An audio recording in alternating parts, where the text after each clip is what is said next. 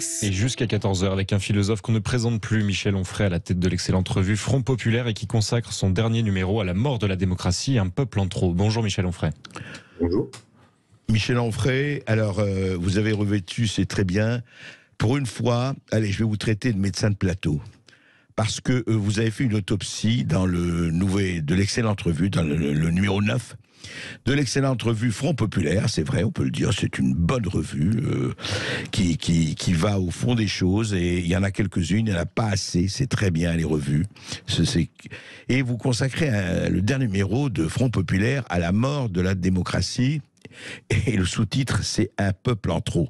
Est-ce que c'est une allusion au dramaturge allemand Bertolt Brecht qui disait que quand, dans un pays, il y avait un gouvernement qui maugréait, le peuple maugréait contre le gouvernement, et le gouvernement excédé décida de dissoudre le peuple. Est-ce qu'on en est là, ou presque ?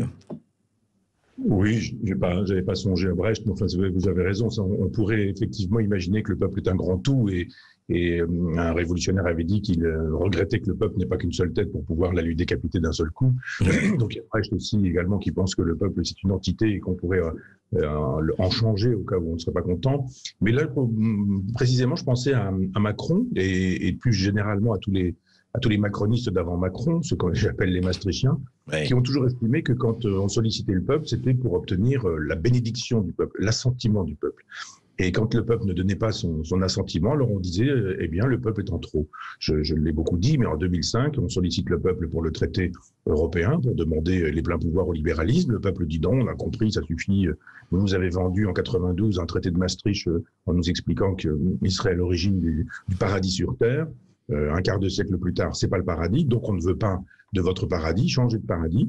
Et toute la classe politique, c'est-à-dire les socialistes, les néo-gaullistes, ont fini par dire, bah oui, finalement, on va voter contre le peuple. Mais souvenez-vous, le traité de Lisbonne, ce sont les représentants du peuple qui votent contre le peuple. Et Michel Onfray, je me rappelle très bien des éditoriaux des journaux de l'époque, je parle de 2005, où vraiment de Libération au Figaro, on traitait les partisans, ceux qui avaient voté non, de crétins, d'abrutis, ils n'ont rien compris, et on ne comprend pas vraiment qu'ils sont devenus aussi crétins. C'est-à-dire, les votants du non se faisaient insulter par les éditorialistes. Cher André, vous oubliez Charlie Hebdo dans cette cohorte de journaux. Parce qu'à l'époque, je me souviens, même à partir de Maastricht, moi j'étais lecteur de ce journal à l'époque, Philippe Hall avait fait un éditorial dont le titre était « Nationaux et socialistes ». On n'aurait pas compris. Les gens qui votaient contre Maastricht en 92 étaient des nazis. Ceux qui ont voté contre le traité européen en 2005 étaient des nazis. Et encore aujourd'hui, quand on s'oppose à la politique de Macron ou des libéraux, on est aussi et encore et toujours des nazis. Sauf que maintenant, c'est tout le monde. Tout le monde traite tout le monde de nazis. Mais de fait, on n'a pas le souci du peuple. On n'a pas le souci de ce que demandent les gens. Et vous avez vu sur tous les plateaux de télévision, quand il a fallu commenter les résultats des législatives, on nous a fait savoir que la grande information, c'était qu'il y avait désormais 3 blocs. Il n'y a pas 3 blocs, il y a 4 blocs. Il y a quand même un bloc de gens qui sont même d'ailleurs majoritaires. C'est le peuple qui n'a pas voté. 50% des Français n'est pas allé voter. Et si vous ajoutez les non-inscrits, c'est-à-dire ceux qui militent d'une certaine manière contre cette espèce de jeu, parce qu'ils ne croient plus au jeu prétendument démocratique, vous apercevez qu'il y a 10 millions de personnes en plus qui ne sont pas inscrites, à quoi il faut ajouter 50% des gens qui ne sont pas allés voter. Donc, oui, ça fait pas mal. Ça fait pas mal. Oui. C'est vrai. Non, c'est vrai. Et là, on va en parler tout de suite après les informations, Michel Onfray, parce qu'effectivement, et vous avez fait un éditorial très parlant dans Front Populaire, et effectivement, c'est une démocratie plus qu'illibérale, c'est une démocratie en faillite, comme le disait The Economist, comme par hasard, qui pourtant est très libéral, lui. Et on va en parler tout de suite après les informations. À tout de suite avec Michel Onfray et les auditeurs de Sud Radio. Et article 123 de la Constitution, la démocratie s'exerce au 0826 300 300. À tout de suite. Et je ne suis pas le seul, je suis avec Michel Onfray, fondateur et directeur de Front Populaire. On est au numéro 9. Et le sujet, vaste programme, la démocratie. Mais Michel Onfray, juste pour verser un tout peu dans l'actualité, après on reprendra un peu de hauteur. Mais regardez, vous dites que la démocratie, ils suivent pas le peuple. Mais regardez ce remaniement ministériel. Est-ce que ce n'est pas une preuve que la vox populi a été écoutée après le second tour des législatives? Vous trouvez aussi, comme certains grincheux de l'opposition, non contrôlés ou contrôlés, que on prend les mêmes et on recommence?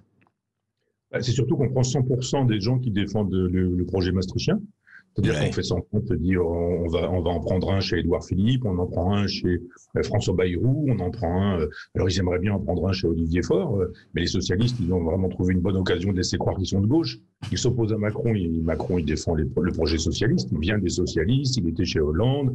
Il n'y a pas une feuille d'épaisseur d'une feuille de papier à cigarette entre la pensée, si je puis me permettre cette expression, cette audace d'Olivier Faure et celle de Macron, qui est à peu près la même pensée que celle de Christian Jacob, entendons-nous bien. Ils font tous semblant de ne pas s'entendre. Mais ce que dit ce gouvernement, c'est qu'il n'y a ni représentant du Rassemblement national, ni représentant de la France insoumise, ni d'une certaine manière représentant de ceux qui auraient pu être des abstentionnistes, c'est-à-dire quelqu'un qui, venant de la société civile, aurait pu incarner ces gens-là. C'est à eux de faire ce boulot-là et trouver un ou deux ministres qui puissent représenter les gens qui ne votent pas ou qui ne votent plus. Mais regardez, c'est 100% de Maastricht, tout ça. Donc voilà, c'est juste un jeu de chaises musicales. On en prend ici, on en prend là. Alors on enlève Damien Abad, on fait revenir Marlène Schiappa et on dit, vous avez vu, on a bien entendu ce que dit le peuple. Moi, ce que je constate, c'est que pendant 5 ans, en dehors des élections présidentielles, et qui sont gagnées, vous savez, dans quelles circonstances, on criminalise Marine Le Pen et on fait tout ce qu'il faut pour qu'elle soit au second tour. Oui, vous l'avez écrit, c'est vrai. C'est-à-dire qu'elle est très très bien pendant les mois qui précèdent, et dès 15 jours avant, elle devient nazie, fasciste, pétainiste, etc. Voilà. Donc, effectivement, il a été élu dans ces conditions-là 2 fois. Mais ce que je constate, c'est que quand il s'agit de penser la suite, on dit mais le Front National n'est pas républicain, enfin le Rassemblement National n'est pas républicain, la France insoumise n'est pas républicaine non plus. On se dit mais alors, dans ces cas-là, interdisez ces gens-là. En République, on devrait mettre Jean-Luc Mélenchon en prison, Marine Le Pen en prison, et puis mettre dans des camps tous les gens qui ont voté Le Pen et Mélenchon en estimant qu'ils ne sont pas républicains et que la République ne saurait tolérer, etc., etc. On voit bien que c'est un grand cirque et que ce grand cirque, il énerve les gens, il fatigue les gens. Les gens qui m'arrêtent dans la rue me disent aujourd'hui, mais alors on fait quoi et on en est où et qu'est-ce qui nous reste pendant 5 ans? Nous taire, on veut pas. Enfin, il y a un vrai désir de faire de la politique pour le peuple. Le peuple dit, mais on ne veut pas de ce personnel politique. On ne veut pas du jeu de chaises musicales. C'est pas Abad ou pas Abad, Schiappa ou pas. Oui, mais Michel Onfray, c'est très gentil, ça y est, on ne veut pas, mais d'un côté ils s'abstiennent, d'un autre côté ils votent pas, on fait quoi? C'est très joli ça. On a l'impression aujourd'hui que quand même, je veux pas, le peuple, très joli, mais enfin, ou il s'en fout, ou il est passif, ou il est cynique, ou il est résigné. Mais André, je connais votre position sur la question du vote, et vous connaissez la mienne, et ils sont opposés. Moi, je ne vote plus depuis qu'en 2005, on nous a dit, si vous votez bien, on s'intéresse à votre vote, si vous votez mal, on le met à la poubelle. Et c'est comme ça depuis tout le temps. C'est-à-dire, si vous votez bien, eh bien, il n'y a pas de problème, vous serez représenté, mais si vous votez mal, c'est-à-dire Mélenchon, c'est-à-dire Rassemblement National, qui fait tout le monde, 2 fois 20, on dira 40%. Mais si vous votez mal aussi, c'est-à-dire Nathalie Arthaud, c'est-à-dire Philippe Poutou, ces gens-là n'existent pas non plus. Il n'y a même pas la possibilité de dire, finalement, on va prendre une proposition de Poutou ou d'Artaud, parce que c'est aussi intéressant, c'est aussi le peuple, c'est aussi une façon de concevoir et de penser la politique. Un gaulliste ou un gaullien, un vrai, ou général de Gaulle, disons, n'avait pas de crainte d'associer à ce gouvernement un tas de gens, y compris des gens qui venaient de Vichy, y compris des gens, sauf les gens qui venaient de la collaboration. Mais des gens qui venaient de Vichy, des maréchalistes, il les a recyclés, la preuve, un certain François Mitterrand, je le rappelle quand même, et d'autres. Donc, une espèce de gouvernement, non pas d'union nationale, mais des sensibilités nationales, permettrait de dire, eh bien, à tel ou tel ministère, qui ne touchera pas à l'Europe s'ils veulent vraiment sauver leurs jouets, mais qui serait, je ne sais pas, par exemple, la culture, ou qui serait l'éducation nationale. Oui, des sensibilités différentes, oui. Dire, là, pour le coup, on va mettre un communiste qui va régler ce genre de problème. Oui, mais alors justement, Michel Onfray, on est au cœur du problème de la démocratie. Au fond, si aujourd'hui, ce que vous dites, et alors ça vient quand même, hein, De Gaulle est formidable, bravo, chapeau, etc., mais ça vient aussi de cette 5e République qu'il avait taillée à sa propre taille et pour son propre costume. On voit la caricature aujourd'hui, ou les caricatures aujourd'hui, hein, il n'y a pas qu'aujourd'hui, depuis quelque temps. À partir du moment où vous n'avez plus qu'un pouvoir, qui est à l'Élysée, que vous n'avez plus de contre-pouvoir, le problème est là aussi dans la démocratie, vous le savez mieux que moi, où sont les contre-pouvoirs, puisqu'il n'y a pas de référendum, puisqu'il n'y a pas de volonté et le législatif, même aujourd'hui avec le second tour, ce n'est plus les Playmobil, mais enfin c'est pas encore vraiment tout à fait ça comme contre-pouvoir, et ne parlons pas du reste, le Conseil constitutionnel. Donc, en fait, ça revient au fond de votre thématique. Au fond, quelle démocratie aujourd'hui, en 2022, peut justifier le rôle de vraiment démocratie avec contre-pouvoir, comme il s'exerce dans plusieurs pays, quoi, d'ailleurs?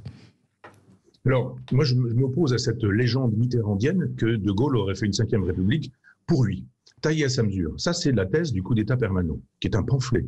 Oui.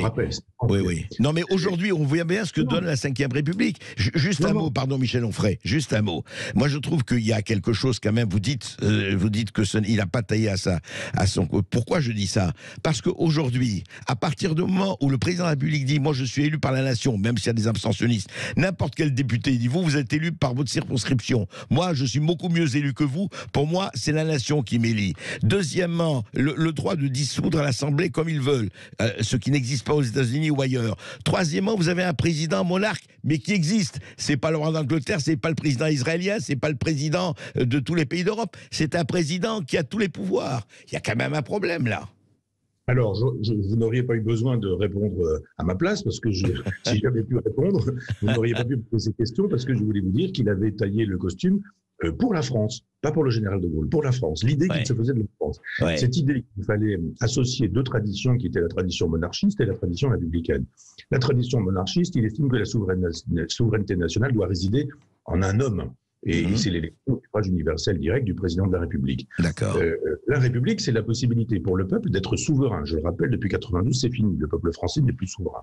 Et donc, le général de Gaulle disait, un septennat, des élections intermédiaires. Si je perds les élections intermédiaires, le contrat social est rompu. Si je les perds, je m'en vais. Je démissionne. Donc c'est ce à quoi j'aspire, mais elle est morte, la 5e République. On fait semblant de dire qu'on a un conseil constitutionnel, mais même le conseil constitutionnel est payé pour détruire la constitution qu'il est censé préserver. Jamais le traité de Maastricht n'aurait dû passer. C'est anticonstitutionnel, le traité de Maastricht. On ne renonce pas à la souveraineté. La souveraineté ne sert pas à renoncer à la souveraineté. Donc quand vous perdez les élections, vous dites j'ai compris, j'ai entendu. Je vous rappelle que, et j'y reviens, que quand Macron perd les élections, toutes les élections du premier quinquennat, il dit, même pas mal, je change rien, on bouge pas. Il a perdu, rappelez-moi, ou rappelez-vous avec moi, mais quoi, les municipales, les régionales, enfin toutes les élections, les européennes, il les a toutes perdues. Quand il a dit ce serait une catastrophe si nous perdions les européennes, il arrive après Marine Le Pen, c'est Marine Le Pen qui gagne les européennes. Il dit, ah mais perdre de si peu, c'est gagner.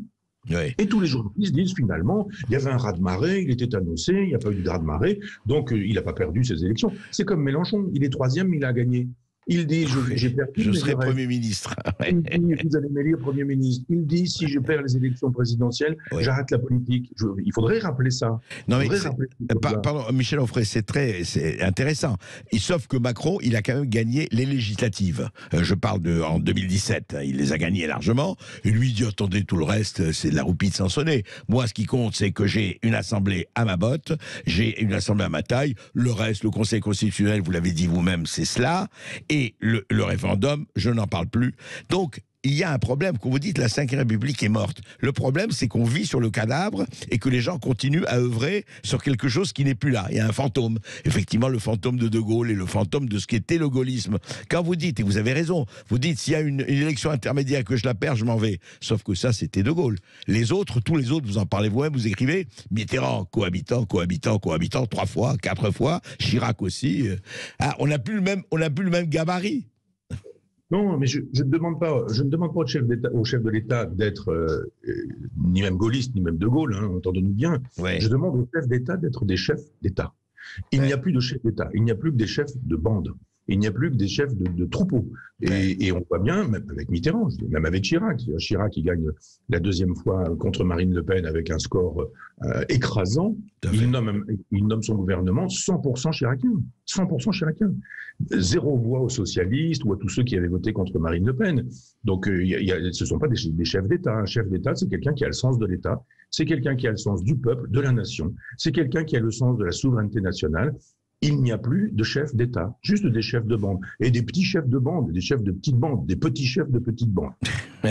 Encore, oui, encore eût-il fallu, comme disait De Gaulle d'Albert Brun, qu'il y ait un chef et qu'il y ait un État. On l'avait cité aussi. On se retrouve juste après ça et on va reparler de démocratie. C'est tellement important. Et vous commencez déjà à nous appeler au 0826 300 300 pour poser vos questions à Michel Onfray. Et toujours avec Michel Onfray, écrivain, philosophe, pour le numéro 9 de sa revue Front Populaire, consacré à la mort de la démocratie, ce peuple en trop, c'est ce peuple français dont on ne sait que faire et comme on peut pas le dissoudre dans l'acide, on essaye de communiquer parce que justement Michel Onfray, qu'avez-vous pensé, parce que ça m'intéresse d'avoir un peu votre ressenti quand à France 2 on a vu cette formidable série Netflix sur Macron et Poutine, le chef de guerre en train d'admonester le tsar, le mauvais tsar du Kremlin, en train de lui dire voilà c'est ce qu'il faut faire, et c'est une espèce de très jolie engueulade comme ça sur écran. C'est obscène, grossier, vulgaire, c'est tout Macron. Donc je trouve que la diplomatie, c'est pas ça, c'est la discrétion, c'est le secret, c'est la possibilité de se dire des choses qui ne resteront que dans l'enceinte où les choses auront été proférées, dans le dispositif, puisque là c'était par téléphone. Je pense que j'ai lu la presse ce matin, apparemment Poutine a découvert qu'il avait été enregistré et filmé à son insu, que les propos avaient été diffusés à son insu, et que évidemment aucune autorisation n'a été demandée. Alors tout ça est à la gloire de Macron. Moi, ce que j'aime, ce sont les rushs dans les choses qui sont tournées. C'est-à-dire que vous avez les gens qui ne savent pas, on tourne des choses, et puis à un moment donné, on taille, on coupe, on monte, etc. Bien sûr. Ouais. Et puis à un moment donné, où en dehors, on sait bien que ça va pas être monté, donc on dit 2 ou 3 trucs. C'est là qu'est la vérité. C'est dans ce qui n'est pas monté. Et il y a un moment donné où on aimerait tout voir. C'est-à-dire à partir du moment où les gens commencent à installer leur micro, leur caméra, leur télévision dans le bureau, qu'on puisse tout filmer et tout montrer. Ouais. Et là, en fait, c'est une vaste entreprise de communication, c'est une vaste entreprise narcissique, égocentrique, d'un chef d'État qui nous la joue Kennedy, en nous disant vous avez vu, je suis moderne, je tutoie le chef de l'État, qui en gros lui dit bon là je m'en vais faire un peu de hockey, ça va bien, je te prends parce que j'ai vu ton nom sur le téléphone, je décroche mais j'ai quand même autre chose à faire, et là je vais te laisser parce que je pars au hockey quoi. C'est-à-dire même Macron ne comprend pas que c'est plutôt un truc qu'il faut laisser de côté, cette façon de dire on monte ça parce que c'est vraiment très intéressant. C'est juste une façon de montrer que il méprise absolument. Mais en plus, Michel Onfray, vous imaginez quel chef d'État aurait envie de parler avec Macron s'il sait que ce sera 48 heures après sur France 2, M6 ou TF1 ? C'est quand même, je me dis que pour l'avenir, il est là encore pour 5 ans, c'est très bien, mais comme les discussions vont être très intéressantes, il va lui demander alors, c'est filmé, c'est enregistré, enfin c'est, ouais. Et alors... C'est que Patrick Buisson qui enregistre les conversations avec Sarkozy, quoi. C'est-à-dire que, normalement, quand vous enregistrez, vous avez l'assentiment des gens, et puis, là, je suis pas dans le secret des dieux, mais je ne sache pas qu'il dit à Poutine qu'il allait faire un film à sa gloire et qu'il allait continuer à faire campagne de cette manière-là. Et alors justement, pour revenir à la démocratie, vous parlez de tout ça, vous donnez d'ailleurs, c'est intéressant dans votre éditorial, dans votre introduction, vous dites voilà toutes les recettes qu'on fait pour faire avaler aux gens les pilules, donc diabolisation, etc., enfin tout ce qu'il faut faire pour faire une espèce d'ersatz et faire croire que ça marche. Est-ce que ce qui se passe aujourd'hui, on est à 2 ans et demi, mais en plus presque 3 ans maintenant, avec le Covid, et 4 mois avec l'invasion de l'Ukraine par la Russie. Est-ce que, au fond, dites-moi si je me trompe, est-ce que les mêmes schémas n'ont-ils pas été employés avec toutes les nuances, comparaison n'est pas raison, mais je parle des schémas de communication, sinon de propagande, n'ont pas été employées de la même façon pour le Covid et pour ce qui se passe dans l'Europe de l'Est? Le problème, c'est que l'expertise a disparu. Si l'expertise est partout, elle est nulle part. Si dans les chaînes d'infos continues, vous avez l'obligation, et c'est comme ça que ça fonctionne, d'inviter 10 personnes dans la journée sur un sujet, il est évident que vous aurez 10 avis. Donc, il se fait aussi que maintenant, il n'y a pas besoin d'être médecin pour avoir un avis autorisé, un avis rationnel. Vous avez des médecins déraisonnables, vous avez des médecins irrationnels, vous avez des médecins qui croient à la naturopathie, à l'homéopathie, aux soucoupes volantes. Donc, si vous avez un type qui parle bien, qui a plutôt une belle gueule, il est capable de vous expliquer effectivement que avec les nanotechnologies, c'est aujourd'hui Bill Gates qui conduit la totalité de la planète. Pendant qu'un autre vous expliquera que non, ça ne fonctionne pas exactement de cette manière-là, et vous avez quelqu'un devant sa télévision qui, lui, ne sait pas quoi croire.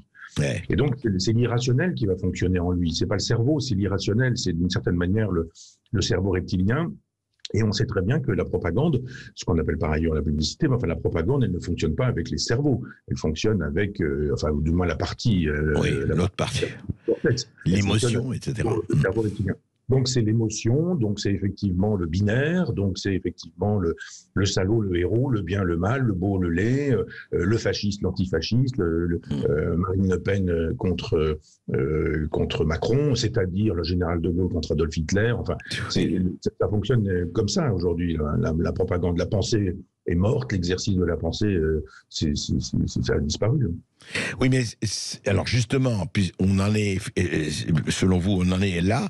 Alors, on revient au que faire. On revient au que faire, c'est-à-dire que, bon, face à ça, ça existe, c'est là.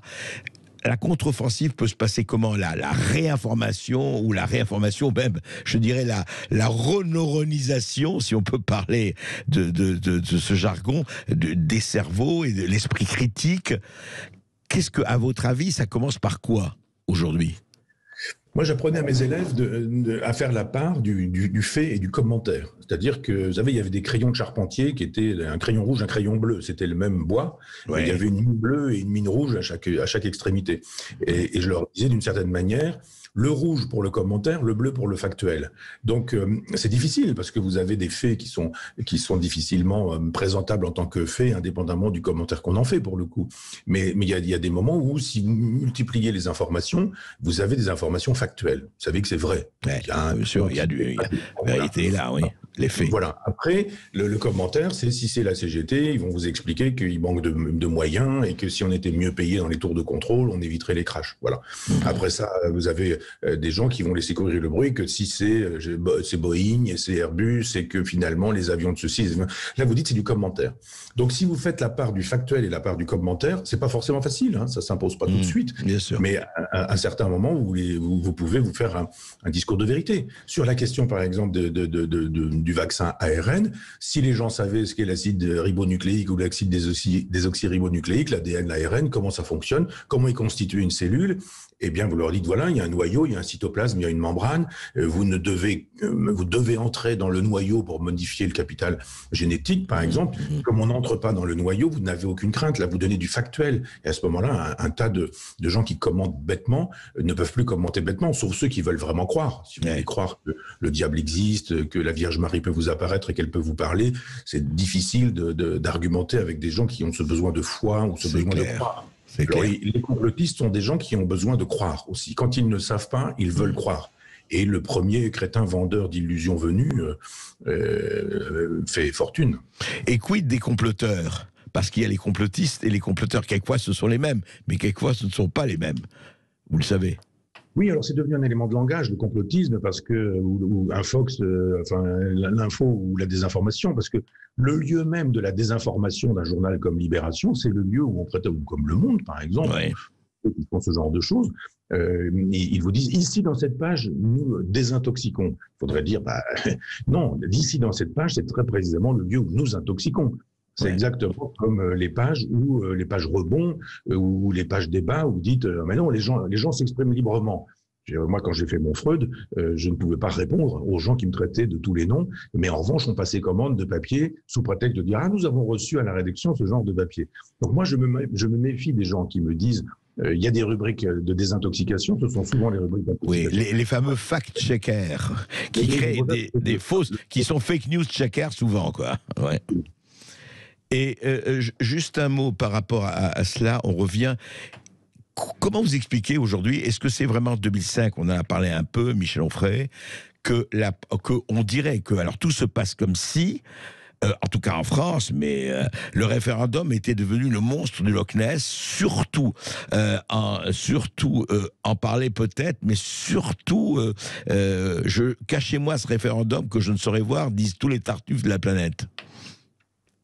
Le problème du référendum, c'est qu'il est souvent devenu l'occasion d'un plébiscite. C'est-à-dire que, quel que soit le sujet, les gens votent pour ou contre celui qui a proposé le référendum. On sait bien qu'un chef de l'État qui prend l'initiative d'un référendum prend lui-même position dans ce référendum, et quand il dit « dites oui », ça veut dire « dites-moi oui ». Et il y a des gens qui lui disent non du simple fait que on dit non à celui qui a posé la question. Quand on dit non au général de Gaulle, enfin son projet de réforme sur le Sénat et les régions, oui. Des régions, pensez bien que Mitterrand, il soutient tellement cette idée-là que quand il arrive au pouvoir, il demande à Gaston Defferre de la mettre en place.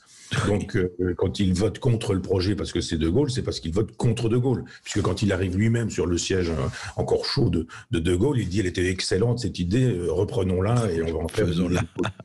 Oui. Non, donc, le référendum, c'est la peur de la bête, quoi, le peuple. Le gros populace, comme disait ma directrice de thèse, Madame Goyard, j'ai fait une thèse de philosophie politique et juridique, et elle utilisait cette expression de Platon, cette grande détestation du peuple, le gros animal. Et évidemment, comme on ne cultive plus le peuple à l'école, comme on ne le cultive plus non plus dans les livres, mais qu'il se trouve cultivé dans les chaînes d'infos continues ou avec les réseaux sociaux, un peuple inculte est un peuple qui peut dire et faire n'importe quoi. Donc ça devient difficile de solliciter de manière référendaire parce que... C'est vrai. Condorcet disait que la démocratie c'était excellent quand les gens étaient informés, mais quand ils ne sont pas informés, c'est la pire des choses. Sauf que vous-même, vous l'avez dit, je veux dire, le référendum, c'est dans les déclarations des droits de l'homme au même titre que la démocratie représentative. Et que, voilà, la consultation. Juste un mot, Michel Onfray, avant de donner la parole aux auditeurs qui ont beaucoup de questions à vous poser. Vous avez vu ça, très grand exemple de démocratie et des rapports franco-américains. Après la décision de la Cour suprême des États-Unis de révoquer, vous savez, le droit à l'IVG, en fait, c'est pas du tout ça. Ils ont redonné... On est pour, on est contre, ils ont redonné l'autonomie aux États. C'est un État fédéral, aux États. Chaque État choisit ce qu'il veut, la Californie, etc. La nouvelle chef de file des députés LREM, Aurore Berger, a annoncé samedi une proposition de révision constitutionnelle pour inscrire le respect de l'IVG dans la Constitution française. Voilà. Donc, il se passe quelque chose en Amérique qui ne nous concerne pas du tout, et on veut inscrire le respect de l'IVG dans la Constitution française. Vous en pensez quoi ? Je pense qu'on ne peut pas mieux dire qu'on est dans une civilisation de mort. On est dans une civilisation de mort et pas du tout dans une civilisation de vie. Je pense qu'il faut penser historiquement la question de l'avortement. Je précise que je suis évidemment pour l'avortement, très exactement dans les termes de Simone Veil. C'est-à-dire que si vraiment on va chercher ce que Simone Veil disait, elle disait ça ne doit pas se substituer à de la contraception.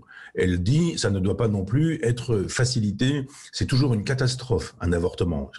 Allons voir directement au texte. Tout à fait. Et donc, je pense que ceux qui parlent aujourd'hui de Simone Veil, qu'on a d'ailleurs vu sur la fin de son existence dans la Manif pour tous, alors il a fallu expliquer qu'on lui avait mis un drapeau dans les mains par hasard, qu'elle était elle était devenue une pauvre vieille dame, qu'elle n'avait plus toute sa raison, etc. Parce que d'un seul coup, moi qui suis un amoureux des textes, de ce qui a été vraiment dit, je dis allez lire ce qu'elle a dit, le procès-verbal de ce qu'elle a dit. Les éditions Frémaux ont fait un excellent coffret d'ailleurs avec tous les gens qui n'ont pas forcément envie de lire tout ça, ils peuvent écouter ce qu'elle a dit.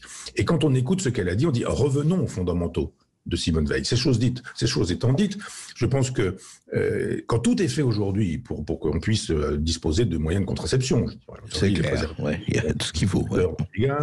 Vous avez des pilules du lendemain, vous avez la possibilité d'avoir des pilules, vous avez le planning familial, vous avez une communication généralisée sur ce sujet. Moi, quand j'avais 15 ans, il n'était pas question que dans la pharmacie de mon village, 500 habitants, j'allais demander une boîte de préservatifs. C'est fini tout ça. Aujourd'hui, on a changé d'air. Qu'est-ce qui fait que, semble-t-il, le chiffre des avortements reste le même ? 200 000, me semble-t-il. Enfin, vous vous rendez compte ? C'est-à-dire que après on dit on va allonger le temps de grossesse, allez on continue. Et puis après vous avez l'IMG, l'interruption médicale de grossesse, où on peut aujourd'hui avorter jusqu'à l'âge de 9 mois. Oui, c'est pas mal ça non plus. Ouais. L'embryon parce que on aurait des raisons psychosociales. C'est-à-dire cette idée que la vie compterait pour si peu qu'on pourrait dire mon corps m'appartient, mais mon corps m'appartient, c'est un peu le cas presque d'un jumeau, une femme qui attend un enfant. L'enfant et si le corps a déjà 9 mois, et il lui appartient aussi, hein, je veux dire. Et à un moment donné, je pense qu'on oublie beaucoup les enfants. Et dites-moi comment vous traitez vos vieux et vos enfants, et je vous dirai vraiment qui vous êtes. C'est-à-dire que dès que l'embryon est constitué, et je ne dis pas qu'il est totalement une personne, je ne dis pas que quand il y a l'œuf à 3 jours, il a la même humanité, je dirais, que quand il a 9 mois. Mais je dis juste que quand on défend l'avortement comme je le fais, qu'on ne défend pas la procréation qui permet d'acheter les gestations pour autrui, etc., qu'on estime qu'il faut avoir la dignité des enfants et défendre la dignité des enfants, parce que sinon, qui le fera? Il y a un moment donné où vous dites, oui, évidemment, au droit à l'avortement. Mais l'idée qu'on inscrive ça dans la Constitution, mais je veux dire, on a supprimé la souveraineté du peuple dans la Constitution, et on y mettrait le droit à l'avortement, c'est dire les priorités. C'est-à-dire, le peuple peut crever, mais on doit pouvoir avorter parce que ce serait un droit constitutionnel. C'est un droit, je ne veux pas qu'on y touche, je voudrais que... Ce n'est plus de la politique, c'est la danse de Saint-Guy, effectivement. C'est-à-dire que quand Macron devient président de l'Europe, il dit qu'il y a 2 grandes valeurs de l'Europe, et là encore, il nous parle de l'avortement en disant que c'est une grande valeur de l'Europe. Une civilisation ne peut pas mettre en avant l'idée que ce qu'il a détruit est constitutif de son être. On se retrouve juste après cette petite pause avec les auditeurs et Michel Onfray. Et Aurore Berger d'ailleurs qui propose d'inscrire ce droit dans la Constitution par référendum, hein, évidemment. Vous nous appelez au 0826 300 300. Et direction Bastia avec Chantal qui nous appelle et qui a une question pour Michel Onfray. Bonjour Chantal. Bonjour André Bercos. Bonjour Chantal. Et bonjour Monsieur Michel Onfray. Alors, avant, je voudrais faire une petite parenthèse sur les valeurs. Si pour Monsieur Macron, une des valeurs, c'est l'avortement, je dirais plutôt, moi en tant que femme, qu'un avortement, c'est un drame. Ce n'est pas une valeur. C'est toujours un drame. En 2021, il y a eu 220 000 avortements en France. Moi qui travaille dans un hôpital et avoir échangé avec des sages-femmes, avec des gynécologues, je suis personnel soignant également, justement, il ne faut pas que ça devienne un moyen de contraception. Et c'est pas parce qu'on dit ça qu'on est contre l'avortement. Non, bien sûr. D'ailleurs, ce qu'on l'a dit. Oui, dites-moi Chantal. Exactement. Alors, moi, je voulais poser la question à Monsieur Onfray, parce que je suis beaucoup dans Front Populaire et tout, et je pense que sur la démocratie, est-ce que, quelque part, nous n'avons pas non plus les élus que nous méritons? Parce que aujourd'hui, on peut quand même s'informer. Il y a Sud Radio et André Bercos, entre autres, mais il y a beaucoup de sites. Alors bien sûr, il faut trier, mais on a quand même la possibilité, enfin moi de ma génération, en tout cas j'ai 54 ans, c'est peut-être plus facile parce qu'on a eu des bases scolaires qui nous faisaient apprendre un peu à analyser les choses et à réfléchir. Donc c'est évident que vu ce qui se passe à l'école et dans l'éducation nationale, plutôt voilà. Mais donc, oui, vous dites en fait, on est quand même armé pour savoir, et il n'y a qu'à nous en prendre qu'à nous si nous avons ces politiques-là. Bon, en dehors des fraudes électorales, bien entendu, mais nous avons quand même la possibilité de nous informer de différentes manières. Moi, je vais vous dire, je suis non-voyante, alors je peux vous dire que pour moi, c'est difficile d'aller chercher des informations, et pourtant j'y arrive. Donc avec un handicap quand même qui est assez important. Bon, maintenant on peut télécharger des livres, enfin il y a beaucoup de choses à faire, et je prends le temps de le faire parce que j'en ai marre qu'on nous raconte des salades, que ce soit sur le Covid, que ce soit sur le conflit en Ukraine, que ce soit sur tout ce genre de choses. Si on a envie de s'informer, on peut le faire. Alors la démocratie, quelque part, après, comme disait la Boétie, hein, les tyrans ne le sont que parce que nous sommes à genoux. Hein. Donc voilà. Donc je voulais savoir ce qu'en pensait Michel Onfray. Michel Onfray, alors est-ce qu'on n'est pas, on en a un peu parlé un peu plus tôt, est-ce qu'au fond, on n'est pas, nous aussi, un peu, on n'a pas les politiques que l'on mérite, comme dit Chantal? Il n'y a pas de raison que ce qui se passe dans la société tout entière ne concerne pas les hommes politiques, c'est-à-dire l'incompétence, la disparition du travail bien fait ou du goût du travail bien fait, l'impunité du vice, le triomphe de la méchanceté, enfin toutes ces choses-là, ça signifie notre société, ça signe notre société aujourd'hui. Il y a un effondrement de la civilisation, il y a l'impolitesse, il y a la grossièreté, il y a la vulgarité, rien de tout ça n'est sanctionné, au contraire. On peut être aujourd'hui un rappeur grossier, vulgaire, et être un héros de notre époque et de notre civilisation. On peut être un animateur télé célèbre et faire de la grossièreté, de la vulgarité son fonds de commerce. Enfin, pourquoi d'un seul coup, faudrait-il imaginer que la classe politique échapperait à ça et qu'on ait des hommes politiques intelligents, sensibles, délicats, distingués, cultivés, honnêtes, etc., etc. Donc, je ne pense pas que la classe politique soit plus corrompue que d'autres. Je pense que simplement on met le projecteur sur ceux-là parce qu'ils sont médiatiquement connus, repérables. Mais quand on commence à mettre le nez dans la presse de province, on voit toujours qu'il y a toujours un directeur d'hôpital par-ci, un président de banque par-là, ou un directeur de club sportif etc., etc. C'est la nature humaine. Merci Chantal pour votre appel. Nous sommes maintenant avec Loïc qui nous appelle de Lourdes. Bonjour Loïc. Bonjour Loïc. Oui, bonjour. Bonjour André, bonjour à Michel. Bonjour. Je vous appelle parce que j'en ai un peu marre d'entendre ce mot démocratie, là, un peu de partout, là, qui sort. Alors que dans l'origine du mot démocratie, ce qui provient du latin, demos kratos, c'est le pouvoir au peuple. Le peuple n'a absolument pas le pouvoir. On est dans une oligarchie mondiale gouvernée par des menteurs qui sont à la tête des gouvernements. C'est aussi simple que ça, quoi. Depuis très longtemps, on n'a plus du tout aucun pouvoir, nous, le peuple. On n'a plus aucune souveraineté, parce qu'on entend souvent parler de la souveraineté des pays, mais la souveraineté de l'être humain, on n'entend jamais parler. Pourtant, elle est super importante, d'après moi. Intéressant. Michel Onfray, c'est vrai. Oui, alors l'étymologie grecque, les Grecs, l'étymologie de démocratie. Oui, grec, pardon. Quand même un demi-peuple, je dirais, parce que pour qu'à Athènes vous puissiez avoir le droit de vote, d'abord il ne faut pas être une femme, donc c'est déjà la moitié qui est évincée. Il ne faut pas être non plus, comme on disait métèque, c'est-à-dire étranger domicilié. Il fallait être citoyen, fils de citoyen, et citoyen soi-même. C'est-à-dire que globalement, on rétrécit beaucoup, et même la démocratie athénienne est une aristocratie. Il ne fallait pas être esclave non plus. Esclaves, bien sûr. Vous avez raison, j'ai oublié les esclaves. Donc, vous imaginez que ça fait vraiment du monde. Donc, c'est une démocratie qu'on dira formelle. Il y a des formes à la démocratie. Il y avait une forme qui était celle de la Ve République, que moi je trouvais équilibrée, si tant est qu'on eût à la tête de l'État quelqu'un qui justement estimait qu'il était là pour le peuple et pas pour se servir du peuple. Il fallait servir le peuple et pas s'en servir. Dans ces cas-là, moi je trouve que la Ve République fonctionnait très bien. On peut changer. Aujourd'hui, Mélenchon voulait une 6e République, il a réussi à ramener à la 4e République en faisant l'économie de la 5e. Donc voilà où on en est aujourd'hui avec le régime prétendument excessif pour un chef de l'État. On voit bien que quand le chef de l'État n'a pas l'Assemblée nationale, il n'y a pas de chef de l'État. Donc la 5e République est comme une constitution, la constitution de la 5e comme une constitution pour dictateur. Mitterrand s'était mis le doigt dans l'œil une fois de plus, et lire ou relire le coup d'État permanent, on voit bien que quand le chef de l'État n'est pas à la hauteur, c'est un régime petitement parlementaire. Moi je crois vraiment à la démocratie, vraiment au pouvoir du peuple, par le peuple, pour le peuple. Je pense pas en termes de 6e République ou 7e République, j'en ai rien à faire. Je pense en termes proudhoniens, je pense en termes girondins, je pense en termes de fédération des régions, je pense en termes de parlement des provinces, possibilité d'un communalisme libertaire, c'est-à-dire la possibilité dans les communes d'avoir des assemblées délibératives, d'avoir la même chose également dans les départements ou éventuellement dans les régions. La possibilité de repenser l'État non plus sur le territoire jacobin, mais sur le terrain girondin. Quand on a la bombe atomique, on ne peut pas avoir une assemblée nationale ou une assemblée populaire à qui on poserait la question, on la balance cette bombe ou on la balance pas. Il y a un moment donné où pour appuyer sur le bouton nucléaire, il faut un doigt.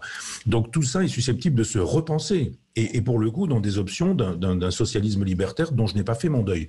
Rien à voir avec le socialisme des barbelés, rien à voir avec le socialisme jacobin de la France insoumise et de Mélenchon, ou plutôt celle des Marat et des Robespierre d'aujourd'hui. Je pense qu'on n'a pas essayé cette idée que le pouvoir au peuple, c'est le pouvoir directement. Vous disiez, cher André, tout à l'heure, qu'il y avait effectivement dans la Constitution cette idée que le pouvoir revenait au peuple, soit par ses représentants, soit directement. Donc c'est l'un ou l'autre. Hein. Et il y a un moment donné où on peut dire, eh bien, allez-y directement. Puis après, on va retrouver aussi des représentants. Il est normal qu'à la tête de l'État, on retrouve des représentants et pas la totalité du peuple. Ça se repense. D'ailleurs, si je puis me permettre, on va repenser ça, nous, à Front Populaire, premier week-end du ZES. On va faire un grand débat du vendredi soir au dimanche soir pour repenser la possibilité d'une France. Les gens peuvent s'inscrire pour ces journées ? Oui.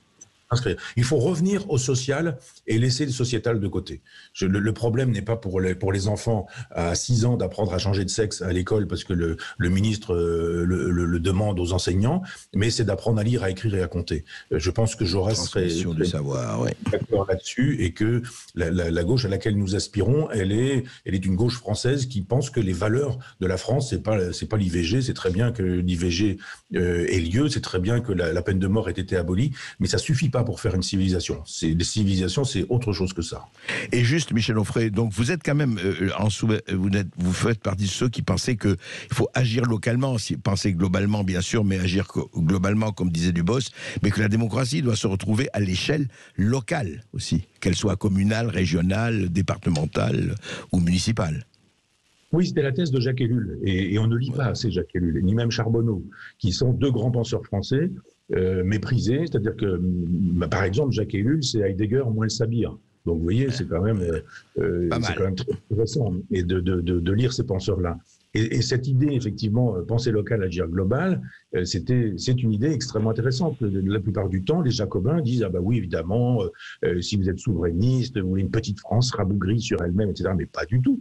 Ouais. On veut une grande France qui soit susceptible de coopérer avec d'autres pays qui soient aussi des grands pays et des grandes nations. Regardez l'Ukraine aujourd'hui, BHL qui déteste la souveraineté, qui dit que le souverainisme est une saloperie, c'est une expression, estime que quand le souverainisme il est israélien ou qu'il est ukrainien, c'est formidable. Et il a bien raison. Vive Israël souverain et vive l'Ukraine souveraine et vive la France souveraine aussi. C'est-à-dire qu'il faut dire les drapeaux, vive les monnaies, vive les cultures, vive les langues, vive les hymnes et la défense des pays et des nations. Je suis très étonné que on ait le nationalisme à géométrie variable. C'est ça. Non, mais c'est vrai. Et puis penser globalement, agir localement, très important. On se retrouve avec Michel Onfray, nos auditeurs, dans juste une petite pause. Et avec vos appels au 0826 300 300, à tout de suite. Et il y en a qui ont la chance, nous avons un appel du Mont-Saint-Michel avec Jean-Pierre. Bonjour Jean-Pierre. Bonjour Jean-Pierre. Oui, bonjour, à côté du Mont-Saint-Michel. Je n'ai pas le privilège d'y habiter, je crois qu'il y a seulement 15 habitants ou 12 habitants. Oui, il n'y a personne, oui. À côté, à Ardevon. Bon, Michel Onfray, je suis très heureux de pouvoir vous poser cette question, mais avant tout, un petit peu de pommade. Je me rendrai avec grand plaisir à l'université d'été du ZES et je vous suis, je vous lis, je vous écoute et je vous apprécie beaucoup. Pour moi, vous êtes un des penseurs français à écouter. Voilà. C'est ce qu'on dit, Michel. Alors, vous êtes chez André Percoff qui a écrit un bouquin sur le sujet des abstentions et qui n'est pas particulièrement laudatif concernant les gens qui s'abstiennent. Voici ma question. Michel Onfray, il est de notoriété publique que vous ne votez pas et que vous en êtes plutôt fier puisque chez Percoff, c'est un auditeur assidu de Sud Radio, vous avez déclaré texto lors d'une dernière interview, l'intelligence se trouve du côté des gens qui ne votent pas. Alors là, Michel, comme disait Balladur, j'ai envie de vous poser la question sérieuse, êtes-vous bien sûr de ce que vous affirmez ? Michel Onfray. Je ne crois pas avoir dit l'intelligence est du côté de ceux qui ne votent pas. Vous avez dit exactement ça. Michel, vous avez dit texto cela. Oui, d'accord. J'écris sur le sujet, donc j'ai relevé exactement vos termes. Alors, où ? À quel endroit ? Chez Sud Radio, chez Percoff, lors de chez votre... moi. Alors je sais, écoutez, ça, moi, je ne peux pas vous affirmer cela. Il faudrait que je réécoute. Je ne prends pas position parce que je ne me souviens pas exactement de la formulation. Mais bon. Donc, oui, mais Michel Onfray, alors, mais on va nuancer tout ça. Il va nuancer tout ça. Ça m'étonnerait qu'il ait dit, moi, effectivement, j'avais écrit abstention piège à con, mais je ne pense pas que Michel Onfray ait repris exactement élection piège à con, ou je ne sais pas. Alors, Michel Onfray, expliquez-vous là-dessus. Moi, je ne distribue pas de brevets d'intelligence. C'est pour ça que ça m'étonne. Je veux dire que je ne dis pas, vous vous trompez, il faut penser comme moi. Je suis pour le débat. Moi, je pense que ceux qui votent ont raison de voter, de dire qu'il faut voter et d'apporter leur raison. Je crois au débat, comme André d'ailleurs. Oui. Et donc, moi, je vote pas et je dis pourquoi. Je dis pas que je suis fier. Là, c'est pareil, vous dites que j'en suis fier. Je peux vous affirmer que je n'ai jamais dit que j'étais fier de ne pas voter. Je préférerais franchement voter, je vous assure. Donc, l'idée de dire que j'ai dit deux choses. Un, je suis fier de ne pas voter. Je dis que je n'ai jamais dit ça, je n'ai jamais pensé. Et je n'ai jamais dit que l'intelligence était du côté des gens qui ne votaient pas. Je n'ai pas dit ça non plus, textuellement ou formellement. Ceci dit, après, on ne va pas débattre éternellement. Non. Allons sur le fond, effectivement. Sur le fond, je ne le pense pas. C'est-à-dire, je ne pense pas qu'on puisse... Et d'ailleurs...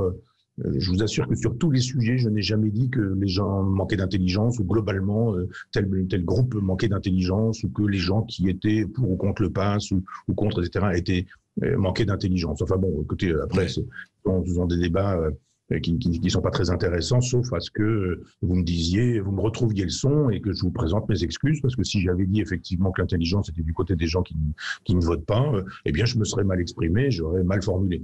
Je pense que chacun a ses raisons de faire ce qu'il fait, de penser ce qu'il pense, et je ne criminalise aucune pensée. Donc, y compris des pensées dont j'estimerais qu'elles sont un peu criminelles, des gens qui expliquent, je sais pas, il y a jamais eu de chambre à gaz, par exemple, eh bien, je débattrai avec des gens pour leur expliquer qu'ils ont tort, pourquoi ils ont tort, comment ils ont tort, de quelle manière ils ont tort. Ah oui, alors Michel Onfray, c'est intéressant, c'est-à-dire que même pour les gens par exemple, vous débattriez avec des gens dits négationnistes. Il n'y a pas de problème. Enfin, je veux dire, vous débattriez, de toute façon, jusqu'au bout. Ou vous défendez la liberté d'expression, ou pas.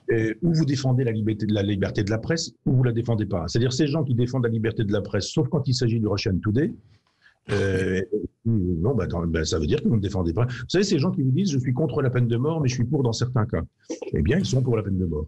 Eh bien, les gens qui sont pour la liberté d'expression, mais ne veulent pas qu'on s'exprime quand on pense comme ceci ou comme cela, qui sont pour la liberté de débat, mais on ne débat pas avec machin ou bidule, sont des gens qui sont contre, c'est tout. Il faut assumer.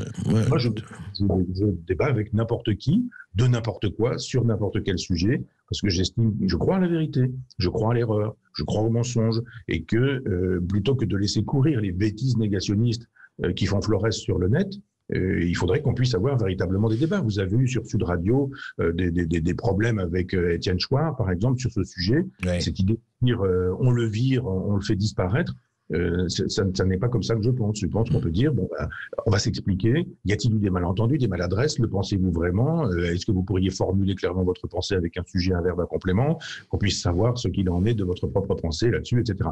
Feu Marc Sauté, qui était un philosophe qui avait beaucoup fait parler de lui au moment des cafés philosophiques, avait parlé du bombardement de Dresde, et immédiatement, quand il avait expliqué que c'était des crimes de guerre, si je me souviens bien, quelque chose d'approchant, tout le monde y était allé avec la moraline, et je ne crois pas à la moraline, je crois au débat, aux échanges, et à la possibilité d'être informé.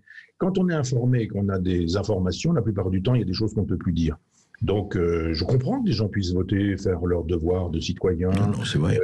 Donc, ils le font, et puis voilà. Et surtout, il faudrait vraiment faire en sorte que les grands organes, les GAFAM, type GAFAM et compagnie, n'utilisent pas des algorithmes pour, si vous prononcez tel ou tel mot, vous êtes immédiatement censuré. Parce qu'il y a ça aussi aujourd'hui, ne pas l'oublier, le pouvoir des grands groupes, comme on dit. Merci. Petite anecdote, André, sur cette histoire des algorithmes, il y a un jour un site qui a disparu, il a été déréférencé parce qu'il n'arrêtait pas de parler de blanc, de noir, etc. C'était un site de joueurs d'échecs. Authentique? Oui. C'est assez joli. J'aime bien. On va retrouver ça, on en fera une jolie petite perle, Augustin. Merci beaucoup Michel Onfray, en tout cas d'avoir pris le temps de nous appeler. Merci. Désolé à tous les auditeurs qui n'ont pas pu passer, qui nous appelaient au 0826 300 300. Et pour simple rappel, donc l'université d'été de Front Populaire se tiendra à Uzès les 2, 3 et 4 septembre. Entrée gratuite, mais évidemment vous vous en doutez avec le monde. Réservation recommandée. Puis dans un instant, Brigitte Lahaye.